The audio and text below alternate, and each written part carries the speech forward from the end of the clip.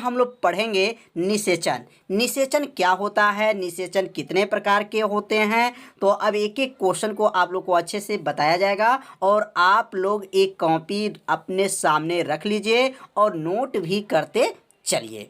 तो अब निषेचन का परिभाषा है, जब नर युग्मक और मादा युग्मक आपस में मिलते हैं, इस घटना को ही क्या कहेंगे, निषेचन कहते हैं। तो यहाँ आप उत्तर अपने कॉपी में लिख लीजिए कि जब नर युग्मक तथा मादा युग्मक आपस में मिलते हैं तो इस घटना को युग्मक संलयन कहते हैं तथा आपस में मिलकर द्विगुणित युग्मनज का निर्माण करते हैं। इस घटना को क्या कहेंगे, निषेचन कहा जाता है। अर्थात जब नर और मादा जब आपस में मिलते हैं तो युग्मक संलयन बनता है और वह मिल करके द्विगुणित युग्मनज का क्या करते हैं, निर्माण करते हैं। इस घटना को क्या कहते हैं, निषेचन कहते हैं।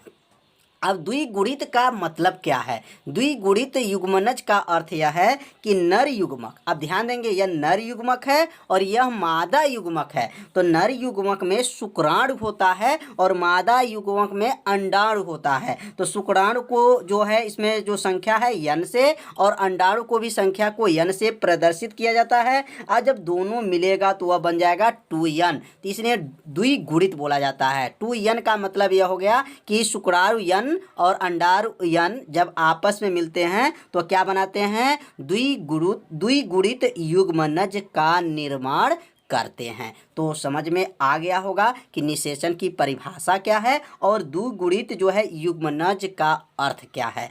अब हम लोग पढ़ेंगे निषेचन के प्रकार। निषेचन कितने प्रकार के होते हैं, तो याद रखिए निषेचन जो होंगे 2 प्रकार के होते हैं। तो निषेचन 2 प्रकार के होते हैं। कौन कौन होते हैं, तो पहला जो है बाह्य निषेचन, इसे अंड प्रजक भी कहा जाता है। और दूसरा का नाम है आंतरिक निषेचन, इसको सजीव प्रजक कहा जाता है। तो अब बाह्य निषेचन क्या होता है और आंतरिक निषेचन क्या होता है। तो अब यहाँ पे जो है बाह्य निषेचन के बारे में समझेंगे, उसके बाद से हम लोग पढ़ेंगे आंतरिक निषेचन के बारे में। तो बाह्य का मतलब हो गया कि बाहर और आंतरिक का मतलब हो गया अंदर। तो बाह्य निषेचन मतलब जब युग्मकों का संलयन मादा के शरीर के बाहर होता है। तो यह जब युग्मकों का जो संलयन होता है मादा के शरीर के क्या होता है, बाहर होता है, तो उसे क्या कहते हैं, बाह्य निषेचन कहते हैं। यह मुख्यतः जो होते हैं जलीय माध्यम में ही होता है। मतलब यह जो निषेचन की जो क्रिया होती है वह जलीय माध्यम में ही होता है, जैसे उभयचर और मछलियाँ में यह घटना होती हैं। तो बाह्य निषेचन का मतलब समझ में आ गया होगा कि जो यह संलयन होगा मादा के शरीर के क्या होगा, बाहर होगा, उसी को बाह्य निषेचन कहा जाता है। जैसे में उभयचर नोट कर लीजिए और मछलियाँ नोट कर लीजिए। अब हम लोग पढ़ेंगे आंतरिक निषेचन क्या होता है। तो बहुत आसान है। अब आंतरिक का मतलब अंदर, अब बाह्य का मतलब होता है बाहर। तो अब लिखेंगे जब युग्मकों का संलयन मादा के शरीर के अंदर संपन्न होता है। देखिए आंतरिक का मतलब अंदर, अब बाह्य का मतलब बाहर। तो ये अंदर संपन्न होता है, उसी को आंतरिक निषेचन कहते हैं। जैसे मनुष्य हो गया, बंदर हो गया, गाय है, खरगोश है, ये सब इसमें क्या होता है, आंतरिक निषेचन की क्रिया होता है। तो समझ में आ गया होगा कि आंतरिक निषेचन क्या है। आप सभी विद्यार्थी इसे अपने कॉपी में क्या कीजिए, नोट भी करते चलिए, जिससे एक अच्छे से नोट्स भी आपको तैयार हो जाए। तो दोनों निषेचन आप लोग को अच्छे से समझ में आ गया होगा। यदि आपको समझ में नहीं आ रहा होगा तभी ज़रूर कमेंट कीजिएगा आप लोग। अब हम लोग पढ़ेंगे मोस्ट आईएमपी क्वेश्चन आ गया कि जो यह क्वेश्चन बताया जाएगा यह कई साल की परीक्षा में पूछा जा चुका है। तो इस प्रश्न को आप लोग अच्छे से तैयार कर लीजिए। अब यहाँ पे नोट कर लेंगे क्वेश्चन कि बाह्य निषेचन तथा आंतरिक निषेचन में अंतर। यह निषेचन जो है कई साल के परीक्षा में आ चुका है, तो इसलिए इस अंतर को आप लोग अच्छे से इसको तैयार कर लीजिएगा। अब यहाँ 2 कॉलम पहले आप लोग बना लीजिए अपने कॉपी में, और एक को लिख लीजिए बाह्य निषेचन और एक को लिख लीजिए आंतरिक निषेचन।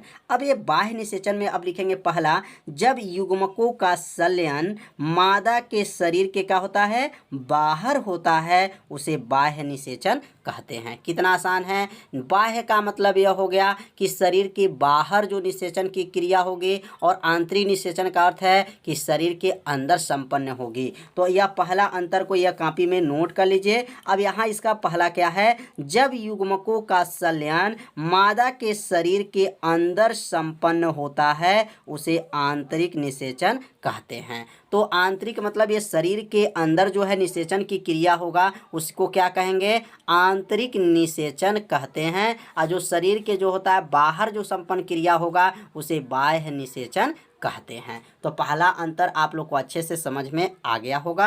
अब हम लोग दूसरा अंतर के बारे में समझेंगे। दूसरा अंतर है नर एवं मादा। अब नर एवं मादा युग्मक अधिक संख्या में बनते हैं। मतलब बाह्य निषेचन में जो होता है नर एवं मादा जो युग्मक होते हैं इसमें अधिक संख्या में बनते हैं, और इसमें लिखेंगे नर युग्मक अधिक संख्या में परंतु मादा युग्मक कम संख्या में बनते हैं। अर्थात इसका अर्थ यह हुआ कि बाह्य निषेचन में जो नर और मादा युग्मक होते हैं वह अधिक संख्या में बनते हैं, जबकि आंतरिक निषेचन में नर युग्मक अधिक संख्या में बनते हैं परंतु मादा युग्मक कम संख्या में बनते हैं। तो यह दो अंतर आपको अच्छे से समझ में आ गया होगा। अब हम लोग अंतर समझेंगे तीसरा है इनमें दोनों प्रकार के युग्मक बाहरी माध्यम से छोड़े जाते हैं।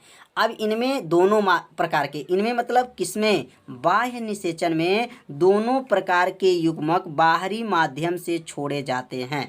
बाहरी माध्यम मतलब बाहर के द्वारा जो युग्मक होंगे या बाहर के द्वारा ही से क्या करते हैं, छोड़े जाते हैं। इसमें जो होगा इनमें नर युग्मक बाहरी माध्यम से छोड़े जाते हैं किंतु मादा युग्मक शरीर के अंदर ही होता है। तो यहाँ समझ में आप लोग को आ गया होगा कि इसमें जो होगा बाह्य निषेचन में ये दोनों प्रकार के युग्मक मतलब नर युग्मक और मादा युग्मक जो होंगे बाहरी माध्यम से छोड़े जाते हैं, लेकिन इसमें जो होता है नर युग्मक जो होते हैं बाहरी माध्यम से छोड़े जाते हैं किंतु मादा जो युग्मक शरीर के क्या होता है, अंदर ही होता है। तो चार अंतर आप लोग को अच्छे से समझ में आ गया होगा। अब अगला हम लोग यहाँ तीन अंतर है। अब चौथा अंतर के बारे में समझेंगे।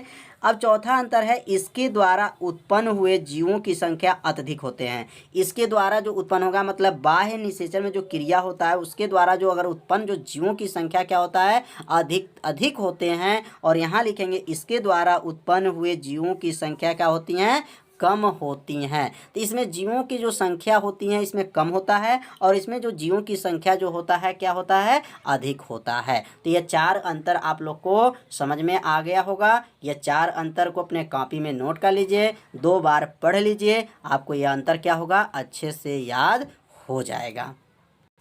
यह अंतर आपको कैसा लगा आप लोग ज़रूर कमेंट कीजिए और एक अच्छे से आप लोग नोट्स को बनाते चलिए।